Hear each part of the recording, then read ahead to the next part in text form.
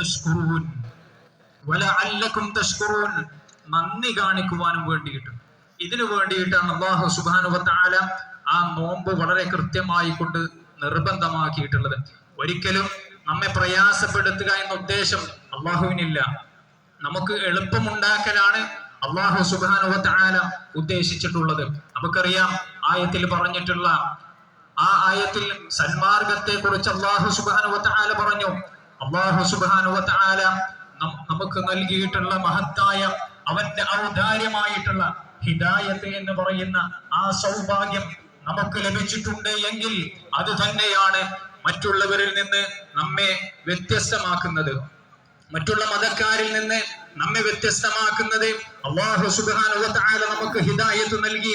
ലാ ഇലാഹ ഇല്ലല്ലാഹ് മുഹമ്മദുർ റസൂലുള്ളാഹ് എന്ന ആദർശത്തെ കുറിച്ച് വളരെ കൃത്യമായി കൊണ്ടുള്ള ബോധം നമുക്കുണ്ട് എന്നതുകൊണ്ടാണ് ഞാനും നിങ്ങളും ഇന്ന് ഈ മജ്‌ലിസിൽ ഒരുമിച്ച് കൂടിയിട്ടുള്ളത്.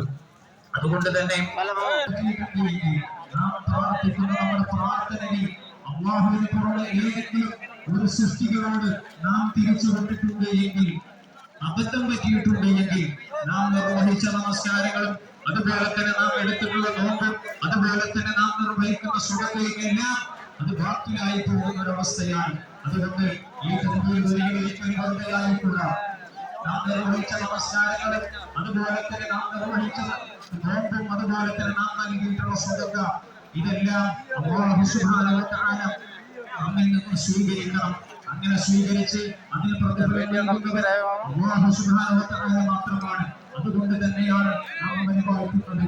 അല്ലാഹു അക്ബർ അല്ലാഹു അക്ബർ അല്ലാഹു അക്ബർ ലാ ഇലാഹ ഇല്ലല്ലാഹു വല്ലാഹു അക്ബർ അല്ലാഹു അക്ബർ വലില്ലാഹിൽ ഹംദ്. നമുക്കറിയാം മഹാനായ റസൂൽ സല്ലല്ലാഹു അലൈഹി വസല്ലമ നമുക്ക് പഠിപ്പിച്ചു തന്നിട്ടുള്ള ഈ നോമ്പ് പൂർത്തിയാക്കിയവരെ സംബന്ധിച്ചിടത്തോളം അവനെ കാത്തിരിക്കുന്നത്